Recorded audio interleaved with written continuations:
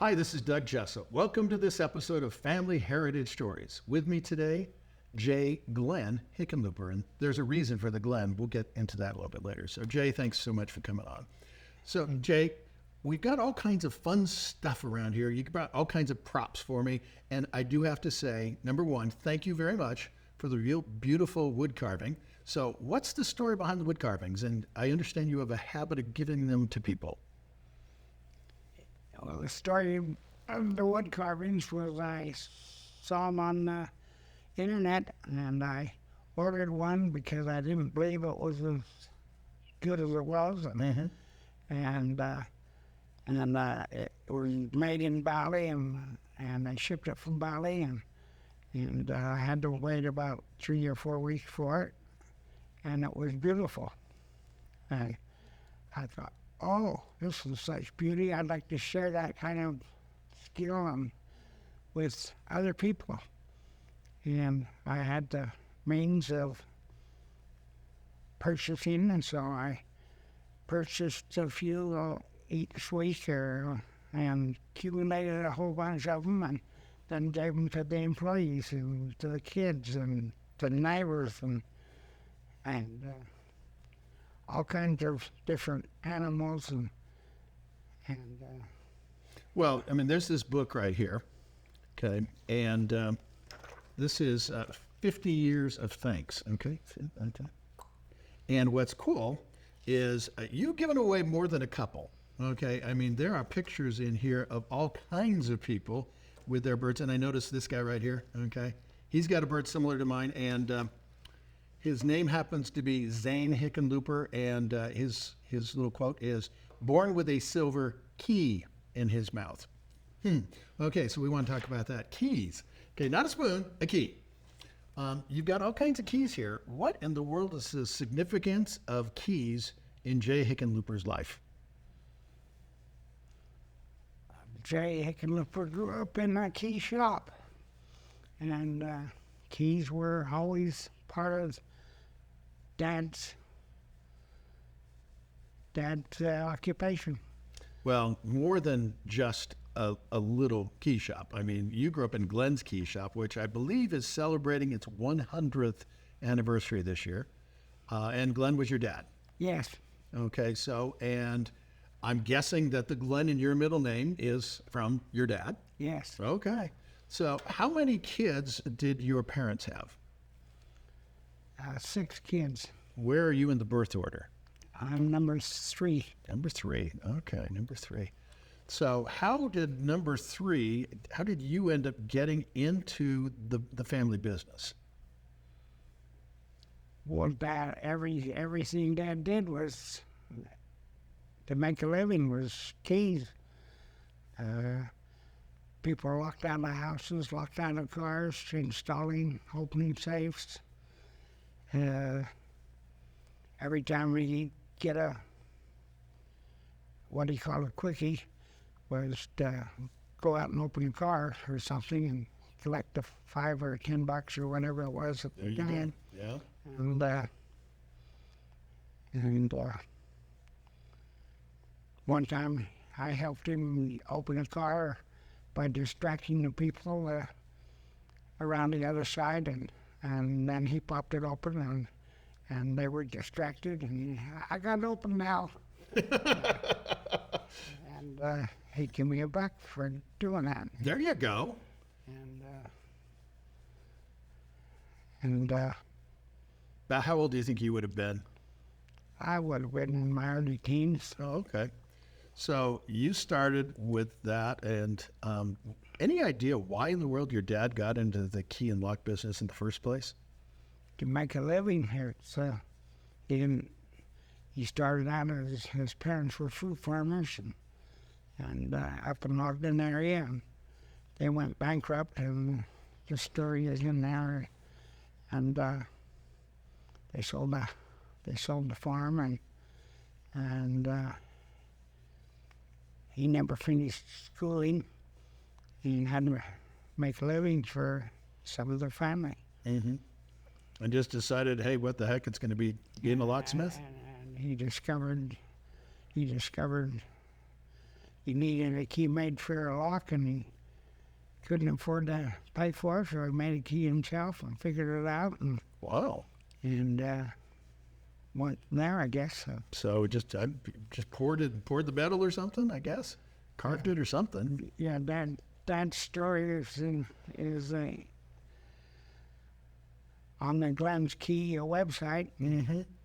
and so it tells when he started in 1924 or something like that, and the history of all my kids. Yeah.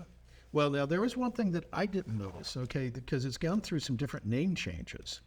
And there was one thing that I was kind of a little surprised on is that apparently, and I'm trying to figure out how in the world you got the different things with keys, but you guys actually used to do tennis racket stringing? Dad used to do tennis racket stringing and sharpening saws and sharpening tools, Yeah. knives, and anything he could do to make a nickel or a dime or a Yeah. quarter. And he apparently taught you how to do a tennis racket, huh?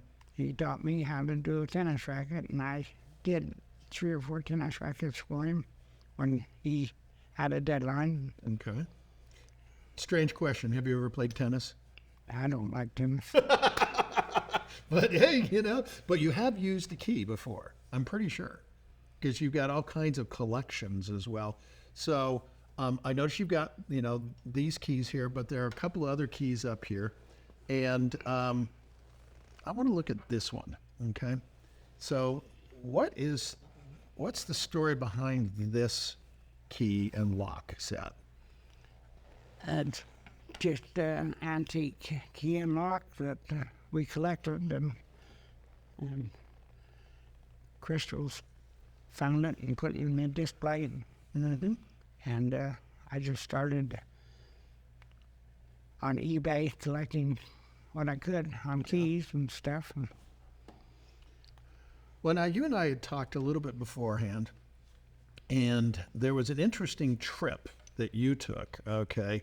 And it was around high school, and I'm trying to remember what the story was there. So fill me in. You know which one I'm talking about?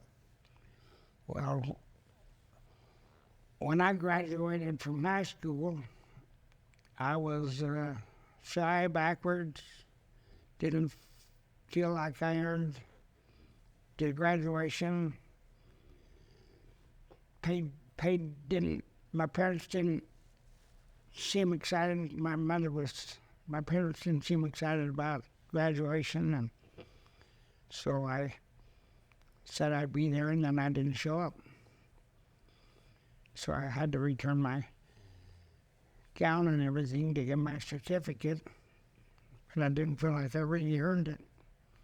And I was lost to what next. So Dad gave me a car for graduation. Actually, Metro Motors made the car.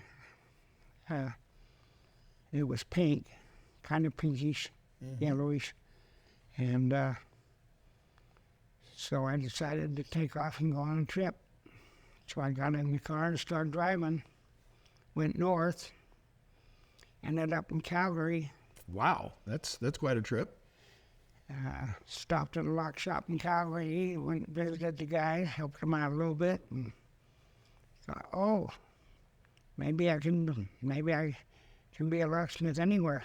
And started feeling more confident, and so I kept driving, went west to Seattle, and then down to Portland. My uncle lived in Portland. I never met him. And I had his address, walked up to the door, knocked on the door. A lady come to the door and I said, "Is Uncle Alf here?" And she says, "No." And I turned around and walked off to the car. She said, hey, wait a minute. She says, "I'm Aunt Jenny." And so I got to meet my cousin and my uncle and my aunt. And When you go. and stayed overnight and a couple of nights, and then went on down the coast to San Francisco, and Oh, actually, when I got in the main part of Portland, I got into Harlem, and boy, that scared the hell out of me. Mm-hmm. But I got over it and kept driving, and I was in my comfort zone in the car, and went down to San Francisco and Los Angeles. Uncle Joe lived in that, and in that area, Southern California, of Ventura, and he had daughters, so I had cousins there that were my age and or a little younger, and I offered to take his daughters to Disneyland. Oh, Disneyland wouldn't have been open all that long. About what year would this have been, roughly? 59. Okay. That's when I graduated in 59. And where'd you graduate from? East High School. East High School. Okay. So you went to Disneyland. I mean, I'm guessing back in that day, there were a lot of orange groves around Disneyland, so it looks a heck of a lot different now. But you also told me that you've done a little Disney trip with the family a while back, but not to Disneyland, but to the other one on the other coast. Yes, that was quite a few years later. That was, I don't know, did Crystal have to confirm? Did we ever go to Disneyland as a family, Crystal? I don't know. Okay. Just Disney World. So You went to Disney World. that was 99, divorced, and she and the new wife had. I got remarried. And the new wife had 4 kids, and I had 6. And then we took Jenny's boyfriend and a niece and to help with the kids, and so there were 14 of us. Wow. We flew on the same flight and tried to rent a car and get all the luggage and everything. And there was a convention in Florida at the time, a locksmith convention, locksmith suppliers convention. So that was the other suppliers in the company. There you go. So it kind of fit in. So it was a business trip. Hey, you can write the thing off. There you go. Now, talking about trips and being around the country, if I remember correctly, you also signed up for the military when you were a kid. Well, not kid, but a younger man. Yeah, the draft was pretty relevant, and they were wanting to draft everybody that was eligible. And when we got out of high school, we had to sign up to get drafted, and I didn't want to be drafted, so I joined the National Guard. Okay. And went to Fort Ord, California, and took my car down there and drove back to Salt Lake once or twice from a 3-day pass, which was quite a drive, and just spent a few hours home, and took some friends with us to help with the gas. And then a couple of years later, a year later or so, we got activated for a year, went to Fort Hood, Texas, and spent about a year there. My mother died while I was in Texas, and they called, and I got to an emergency leave. I had my car in Texas, so I drove the car home. They told me Mom was on her deathbed that she was just gasping, waiting for Jay to get there, and so I had my adrenaline going and hopped in the car alone and headed down the freeway to Utah, hoping to see Mom while she's still alive, and almost hit a semi head-on, went off the road to miss it, And anyway, when I got home, that Mom had already been dead for a couple days, and so I felt bad because they lied to me. And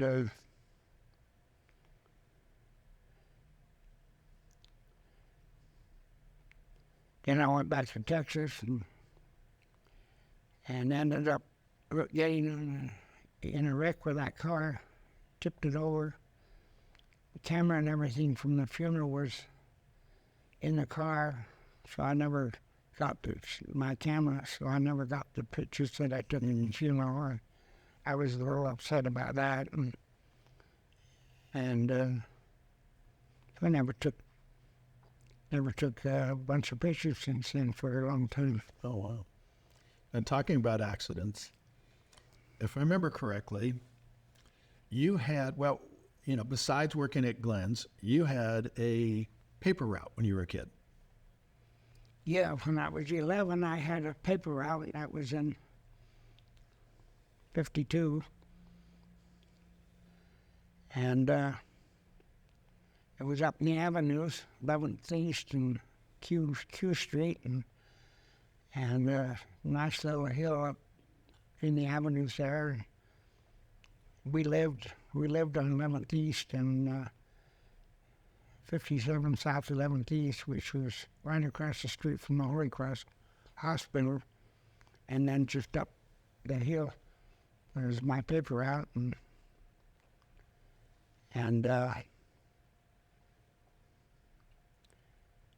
so I took the wagon because I was small and couldn't handle the Sunday papers because you have to carry them, you know. Right. So I have to put them in the wagon, and I don't remember what happened exactly, excepting that I woke up in the hospital 5 days later, and they told me I was out for 5 days and concussion, and I was in the hospital for 3 weeks total, and didn't know right I was going to live or die, and of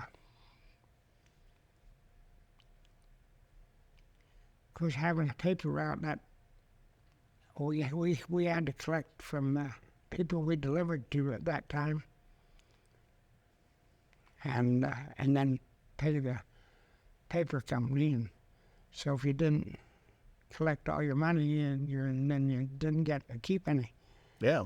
And so sometimes he took 2 or 3 trips to some houses to get the people home to collect the money, and that taught me a little bit about finances and how to manage money a little bit.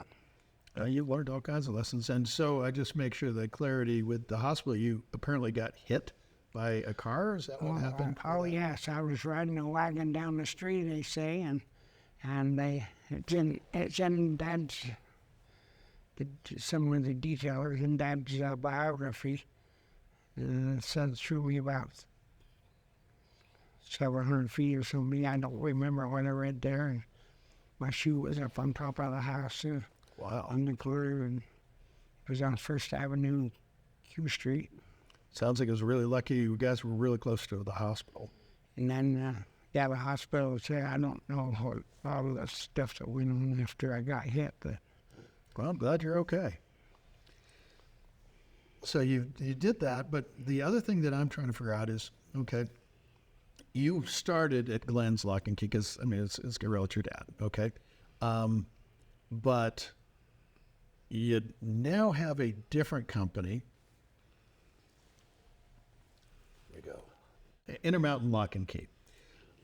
So how did Intermountain Lock and Key start? well, when I was a locksmith working for Dad, I was also taking care of his inventory and trying to order special orders and stuff from other lock suppliers. When we would go to conventions, Dad would always stop at the lock shop and go in and visit and see if he could solicit some business so he could make a few bucks and help out a little bit. And so that was kind of That's why I stopped in the lock shop when I was in Calgary, because we had done that all my life. Dad would stop at the lock shops and make friends with the locksmiths, and like we would drive to Chicago, I guess, is some of the first conventions, or California or something, that we would stop at 3, 4, or 5 lock shops on the trip, and I was doing the purchasing for him, and I was purchasing from other distributors, and he had some direct lines. He would stop at factories also and stop and talk to the people in the factories and get some lines that he could buy direct and stuff like that. And so I was familiar with inventory, and I was familiar with wholesalers, and I often wondered, that might be a nice thing to do. Maybe I could do that someday, but never dreamed about it. We got married, was making $300 a month as a locksmith salary at the time, and went on a service call one time at night. Night calls, you get half of what you collect, and certain fees that they tried to charge and everything, but being newlywed and getting a call, getting up in the middle of the night, go looking around trying to find somebody that was stranded and couldn't find them, and go home disappointed because I didn't make it back, and he interrupted our sleep, and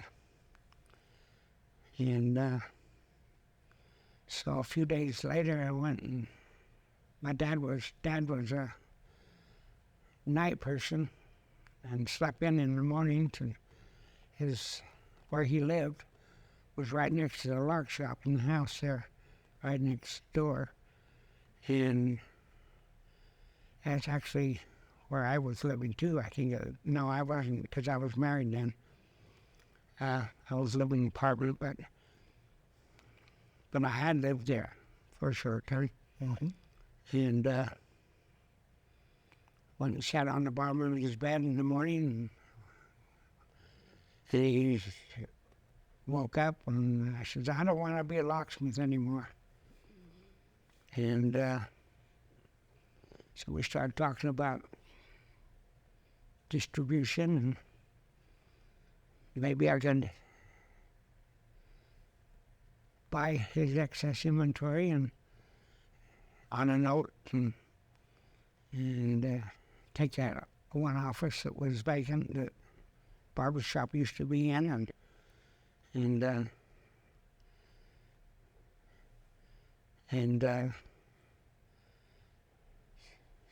start wholesale business. So I got off the salary and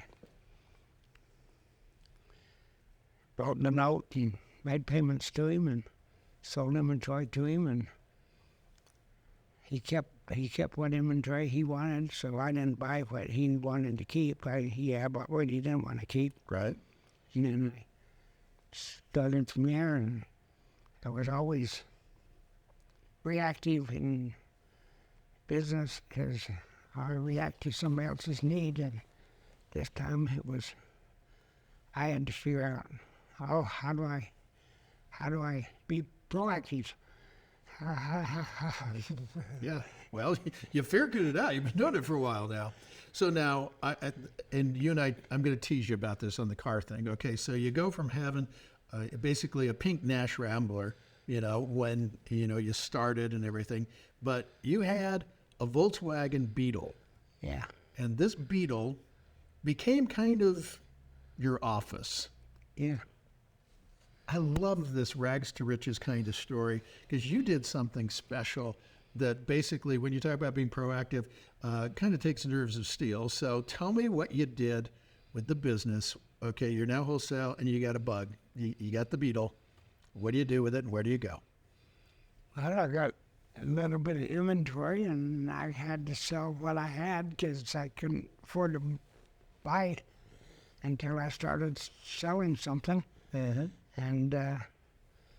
people didn't know that I had come. There were other distributors that came from California or Seattle or came down to Salt Lake, and that were my competitors, and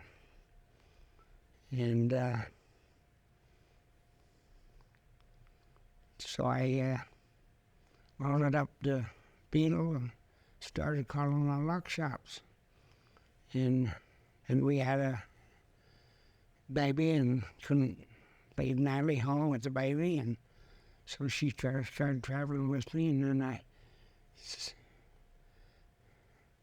we started staying overnight. And you know that when you start staying overnight, it's a little motivating. So I set the rule that I got to sell $100 worth of stuff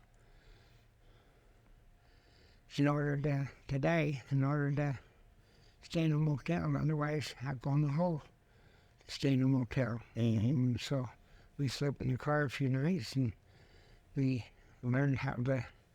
I learned how to upload some of my inventory and get. So how much were Motel 6s back in the day when you were doing that? How much was it a night? Do you remember? Well, they were called Motel 6 because it was $6. Oh, okay. Well, there. Okay. I have to admit, I didn't know that. You didn't know that? No, didn't know. I've learned something new. Thanks, Jay. So $6. So just out of curiosity, do you remember what cities that you earned enough to go stay in a Motel 6? I don't remember specifically. I went up Wyoming and Montana and Idaho, mostly. So you went quite a way, though, actually. I didn't. I remember very distinctly my first trip to Boise. I loaded up the car and I went alone, and I sold $6 or $10. Okay. $10. I sold a rack of key rings. And I called on 6 people, and that was a lot of driving, and a lot of, not very many. You have to look in the phone book to find the locksmith. And, Oh, yeah. and they don't know who you are, and they thought there's other people that come down, but my second trip to Boise was like $500. There you go. You made up. So, yeah. So one, you slept in the car. The other one, you got to sleep in Motel 6. Yeah. Okay. Well, that works. You've been doing Intermountain Lock for quite a while now. And so you started with, I guess, was your dad then like your first client? Well, yeah, I guess so. Well, actually, the other locksmiths in town were they were all friendly. Oh, good. And when they needed something, they would come over and borrow it from Dad, and then they would come return it, and I was in charge of keeping track of the list of borrowing, and then they would buy it from a supplier, and they would return it to him. And There you go. so he was quite friendly that way, and had to have somebody to keep track of that kind of stuff. Yeah. And so people were used to, in the local area, were ex-employees of his or used to borrowing from him or something like that, and friendly anyway. And Well, it sounds like your dad was a friendly guy, and I think sounds like he really enjoyed having you help do all this, and I'm pretty sure he would have been pretty proud of all the things you've accomplished. So one of the things that I wonder is, and I don't know if you know the number off the top of your head, but you've been doing Intermountain Lock for a while. About how many clients do you think you guys have now, and how many states?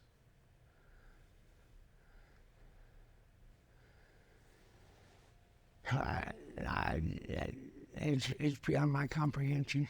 That's a couple. Okay. So to give you an So idea. when I retired, Yeah. we had half the employees we have now. Really? Wow. Okay. We had half the warehouses that we have now. Well, to give you an idea, there's this book right here. Okay. Now, I talked to your daughter, Crystal, and she told me about this one. Okay. Happy birthday, Jay. Okay. So what birthday was this? That was last December I was 83. 83 years old. There you go. Okay. Now, guys, so this book has got a thing where apparently they sent out a little email and told people about your 83rd birthday, and you have pages upon pages upon pages of people giving you birthday wishes, which I think is pretty dang cool. But the other thing that Employees, yeah. and look at all these employees. Yeah. The other thing, though, that I did not know is that you've got offices in Salt Lake. You've got offices in Las Vegas, Denver, Phoenix, Los Angeles, Seattle, San Antonio, and Kansas City. Well done. Man, I wonder if your dad ever knew how big the business was going to get. So that's pretty cool. I like that. You and I talked a little bit about this. So when you were starting that business, you said there was a little baby. What was that baby's name? Dirk. Dirk. Okay, so how many kids do you have there? That's, How many kids do you have? we had 6 now, didn't we? Okay. And what are their names? Gonna put you on the spot. Dirk, Chad, Jana, Zane, Neil, and Crystal. There you go. Okay. Is that right? Crystal's giving us a thumbs up. Okay, so we got it right. So apparently Jana is a derivative of Jay. Does anybody, just out of curiosity, have the Glenn name that got passed down to any of your boys? Jane is a derivative, and Natalie is my wife, and Jana, Jayna, Natalie. Oh, I get it. Great idea. Okay, that makes sense. And then Dirk J. Hickenlooper, Okay. and the other J's. Okay. And do we have any more Glens in the family? Do you have any more Glens? Zane Glenn, yeah, Zane Glenn. Glenn. Now, I am also going to tease you a little bit, okay? Hickenlooper is not really your name, apparently. So It's the only name I know. it's the only name you know, but somebody, I can't remember how many generations back, came from what country? Germany. Germany. Okay, what was the original family name? Hickenlooper. Hickenlooper. Libel. Label? Okay. I'm just saying. Okay. But apparently it got changed at Hickenlooper. Hickenlooper. Okay. Well, it happens. Okay. So we've talked about your birthdays. We've talked about the keys. We've talked about Glenn. We've talked about the wood. What is this right here? That was one of my first circulars to send out, shows what kind of stuff we had. Oh, okay. Lots of keys. Lots and lots and lots of keys. Yeah. So I don't know how you keep them all straight, but hey, you're the inventory guy, so you got it figured out.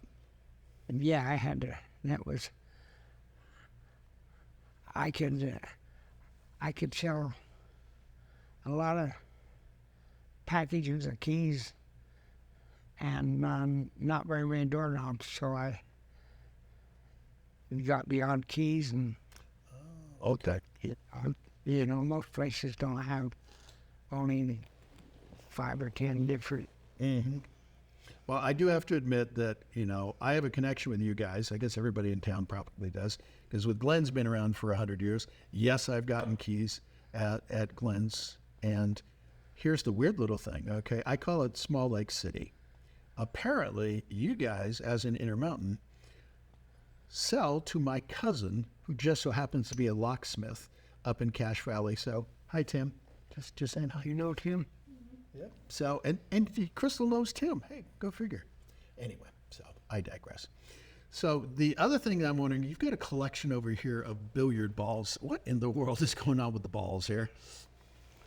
Well, when these balls first came out, they were bouncy balls. They were very hard rubber, Okay. and it was hard. It was very difficult to find something that would bounce. Oh, okay. Yeah, other than tennis ball, you know. And then these things came out in vending machines, and you put a quarter in, and you get a ball over. So translation, you just like to do collections. And so every time I ran across the vending machine, I'd empty my pockets of quarters and put them in my pockets and bounce the ball, and kids would be around. Here, you want a ball? Well, you're a very generous person, by the way, so thank you. But I'm just trying to figure this out. So you collect keys, you've collected balls, you've collected and distributed lots of these wood figurines. Is there anything else in the collection of Jay Hickenlooper that you just happen to get a lot of? I collect magazines. Oh, okay. Most of them are more popular with time and anyway, I've got National Geographics. Yeah, I gave my collection of National Geographics to Crystal. Uh-huh. She wanted those. My grandfather used to collect those. I have some from like the 1920s, so it's kind of fun. Yeah. And I just, if it looks like somebody made the time and effort and energy to put the right stuff in a magazine, I would try to collect it. Well, like with the catalogs, you kind of made your own magazines. You are a very, very successful businessman that literally started from the back of a Volkswagen Bug, selling all over the place. If there was somebody out there watching this that's that's thinking of starting a business, what's some good business advice that you would give to an entrepreneur?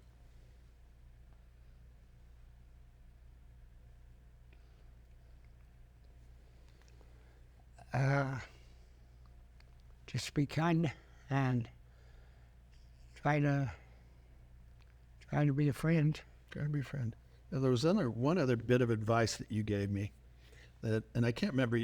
You were meeting with another business owner, and he gave you some advice because you were thinking about, I guess, retire. I can't remember what exactly the story was. So, do you know which story I'm talking about?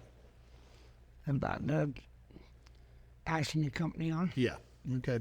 So, you're getting ready to retire, and you're trying to figure out how to do this, and you got some business advice. What was that?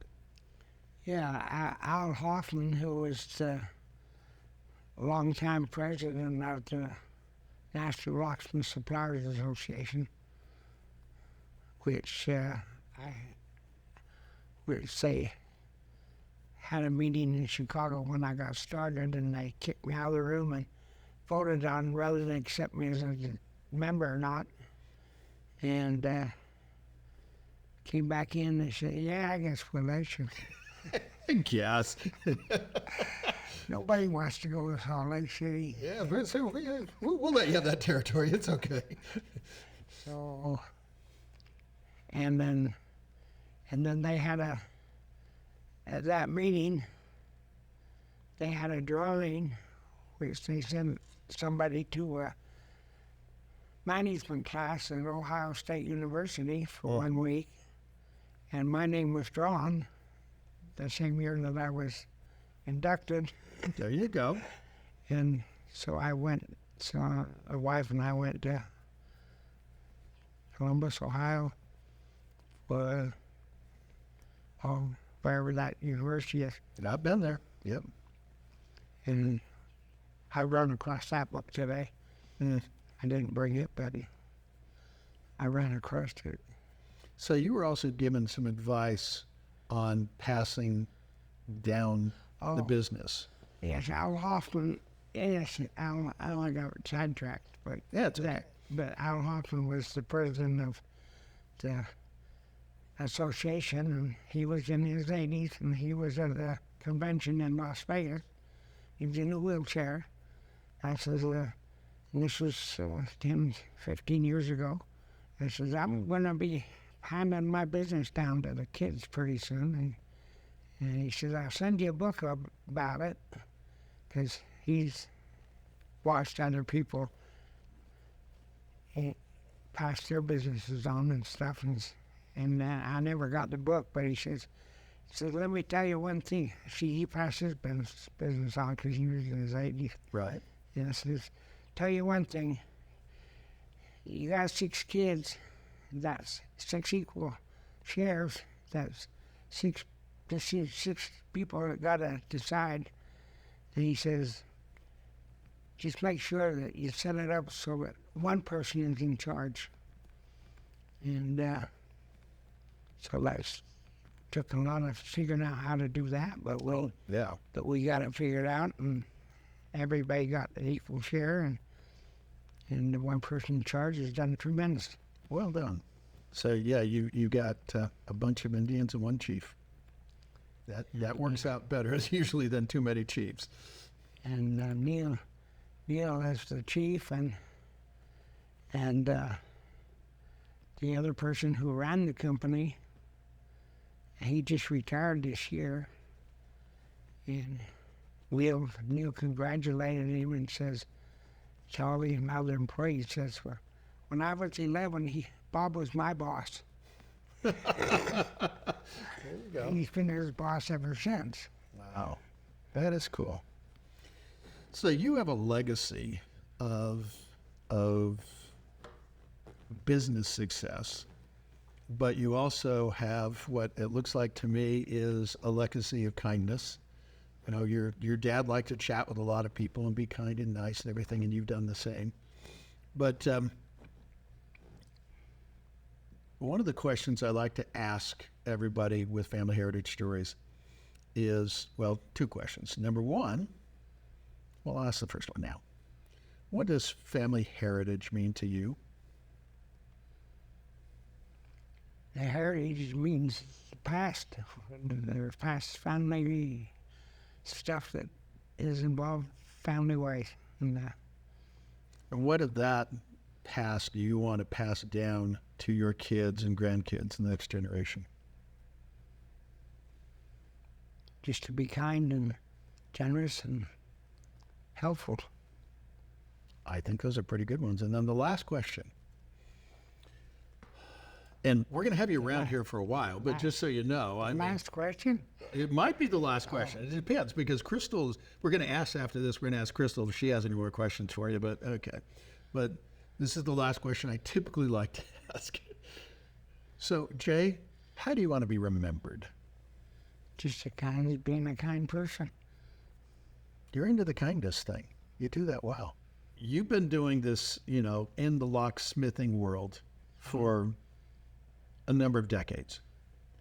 Has there really been any major changes technology from when you started to what it is now with regards to the locks and the locksmithing and everything? Has there been that much changes, or has it pretty much stayed the same? Well, I've been told that keys were going to be disappear, and I said, no, I don't think they will, but maybe we won't have as many varieties. Okay. They've had keys for a long time, and it sounds like you think that they're going to be around for quite a while. And then I got to do a bad dad joke. Okay. I'm just saying, I'm here with a locksmith, and we got all these keys. Okay. So, Jay, what's the key to success? What's the key to success? If you turn responsibility over to somebody and let them run with it. I like that a lot. Because I've turned it over, and then I've interfered, and then I've lost to good people, and then Wise advice. If you turn something over to somebody, let them do it. and let them suffer some consequences, yeah. Yeah, I mean, because we learn from our mistakes as much as we learn from our successes. Jay, you and I both share a love for the $2 bill. Okay. I've got a whole different story, but what's your story behind the $2 bill?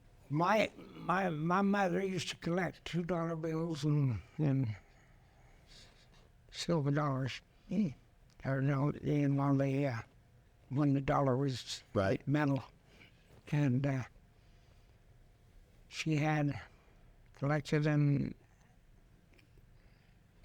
put in a safety deposit box. Always for years and years and years and years, and one day after she died, one time, I don't know how many years after she died, she died in 60, so it must have been not been very many years. Dad had to come up with some money to make the payroll, and he looked at his account and there was zero. And the bookkeeper at the time took the money, and he didn't have any money to make payroll except for those $2 bills that were in the safe deposit box, and those silver coins, or those dollar coins. And so he kept the business going by using her collection of $2 bills to make the payroll. And I guess he may have had 5 or 6 or 7 employees or something. I don't know how many. That story's in there too. So now you fold them up into a little bow tie. Yeah, my sister told me when I was a teenager how to fold them in a bow tie, and so I recently, in the last 10 years or so, probably folded 1,000 shoulder. Wow. And the bow ties, you use them for tips and gifts and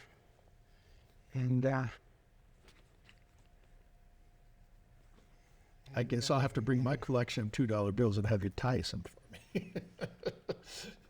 But I also, at one time, well, let's see, we did on the 50th anniversary that we did all the bow ties for all the employees. 55th anniversary, we folded a $2 bill for every employee and put that note and a $2 bill in an envelope and sent it to every employee with that big stamp on it. And some employees still got their $2 bills in their wallets, and just thanked them for, because I was retired at the time, and Crystal had listed 150 names or something like that at the time.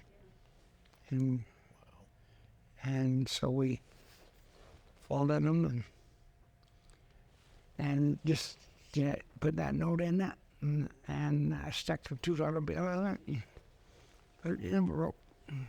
Well, it sounds like that lesson that you learned about being kind to customers is something that also doubles down on your employees. So well done. You also have a collection of other keys. So what's this one mean? That one has a heart in the bidding end, and I happened to find several of them, and so I used them as presentation keys. So it's kind of the key to the city, but instead the key to your heart. Huh? And Crystal's wedding, I gave her a key. Oh, there you go. As a key to her heart, I guess. There you go. I love it. And that's why I snuck that key off the wall at the last minute, stocking, so we can get Crystal and sort of hear on this conversation. There you go. Now, you've got lots of collections, and I realize I'm putting you on the spot, okay? But if you had to say there was something special out of all the things that you've collected over the years, Is there anything in particular that stands out?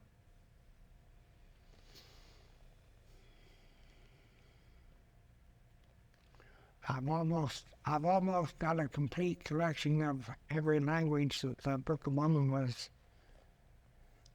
translated in. Really? Well, I haven't double checked it. I need to find out if I got the whole collection. One more story, if we got time. Yeah, sure. I was trying to figure out how to be more effective, like travel from Salt Lake to Great Falls and Billings and come back down to Wyoming and all that. Yeah. Do it in 3 days or 4 days and 3 nights. Right.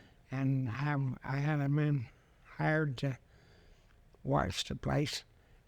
And so I sent out postcards, told them what time of the day, because this is one that costs money to use the phone. Oh, yeah. Long distance was 3 minutes minimum, and you had to find a payphone, and you couldn't use a customer's phone to call the next town because it cost them money, and you had to carry quarters and dimes and nickels and you paid to. And I sent out postcards scheduling the 3 days all the way to Billings and back down to Salt Lake, and I was traveling alone. And I got behind schedule in Great Falls. So I called the person in Great Falls, and the person that was in Brownsville that I got behind on. I called him up on the phone, and this was a payphone, and I had to find one. I says, I'm not gonna make it. There's a night until later. Could we go to dinner? He says, no, I got the list right here. So he gave me the list over the phone. So I decided right then and there that, I gotta learn how to use that phone. Yeah, no kidding. And I got back on schedule and Billings and so I could send out postcards and tell them when I'm going to call them. And so we started a phone campaign. But Thank you very much. thank you. With another episode of Family Heritage Stories with Jay Hickenlooper, I'm Doug Jessop.